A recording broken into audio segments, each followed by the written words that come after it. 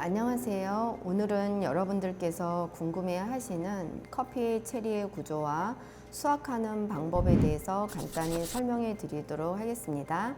커피 나무에 있는 이 열매가 체리처럼 생겼다 해서 우리는 커피 체리라고 부릅니다. 체리를 이렇게 들여다보게 되면은 두 개의 빈이 이렇게 마주 보게 돼요.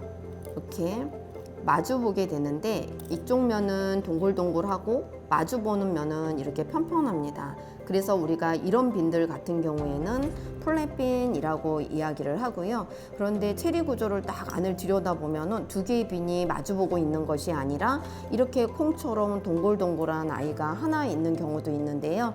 이러한 경우는 우리는 피베릿 이렇게 부릅니다. 자, 그럼 체리의 구조에 대해서 자세히 살펴보도록 하겠습니다. 저희가 사과처럼 생각하면 조금 쉬운데요. 사과도 겉에 있는 빨간색의 껍질을 우리가 외피라고 이야기를 하죠. 체리도 겉에 있는 빨간색의 껍질을 외피라고 이야기하고 아우터 스킨 이렇게 표현합니다. 껍질을 벗기고 나면 사과도 가육이 나오죠. 체리도 가육이 나오게 되는데 사과랑 다른 것은 사과는 가육이 많지만 커피 체리는 사과보다 가육이 적다라는 것이 다른 점이에요. 그래서 가육을 펄프라고 이야기를 합니다. 그 가육을 다 벗기고 나면 이렇게 노란색의 딱딱한 껍질인 파치먼트가 나오게 됩니다. 이 파치먼트 안에는 이렇게 씨앗이 있는데요. 이 씨앗을 감싸고 있는 이런 얇은 막들이 있어요. 이런 얇은 막, 이런 막들을 우리는 은피, 실버 스킨 이렇게 이야기를 합니다. 이 실버 스킨을 벗기고 나면 드디어 이러한 생두가 나오게 됩니다. 생두를 보게 되면은 가운데에 이렇게 금들이 있어요. 생두나 원두를 보게 되면 금이 있는데 이러한 부분을 우리는 센터컷이라고 이야기를 해요.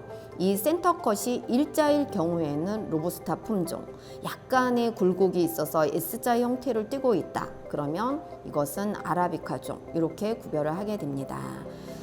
체리의 구조에 대해서 살펴보았는데요. 이제 나무에서 열매를 따는 수확하는 방법도 있어요. 그래서 수확하는 방법에는 크게 세 가지로 나누어집니다.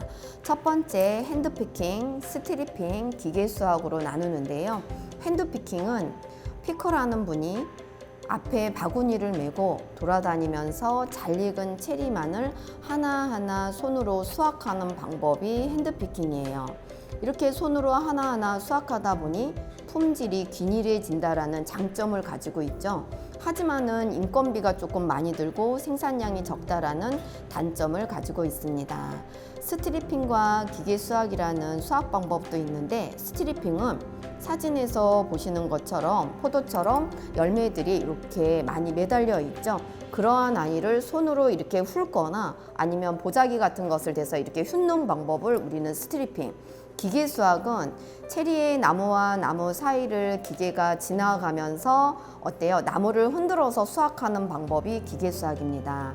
이 두 가지의 수확하는 방법은 한 가지에도 잘 익은 체리, 벌레 먹은 체리 또는 미성숙도 너무 많이 익은 체리 이렇게 여러 가지의 체리들이 어때요? 열려 있겠죠. 그런 거랑 상관없이 이렇게 훑어버리고 가지를 흔들어서 떨어져서 수확하는 방법인 기계 수확도 잘 익은 체리만이 떨어지는 것이 아니기 때문에 이 두 개의 방법은 품질이 균일하지 못하다라는 단점을 가지고 있어요. 하지만 장점으로는 인건비가 조금 절약이 되고 생산량이 많아진다라는 장점을 가지고 있습니다. 자, 오늘은 체리의 구조와 수확하는 방법에 대해서 살펴봤는데요. 다음 시간에는 여러분들이 나무에서 열매를 수확한 다음에 어떠한 가공이라는 과정을 거쳐서 저희한테 오게 됩니다. 그 가공하는 과정 때문에 어떠한 맛은 굉장히 좋아지기도 하고 어떠한 맛은 덜해지기도 하고요. 이러한 아이들을 추출해서 먹게 되면 입안의 마우스필이 굉장히 다르게 느껴져요. 그러한 방법에 대해서 자세히 설명해 드리도록 하겠습니다. 자, 다음 시간에 만나 뵙도록 하겠습니다. 안녕.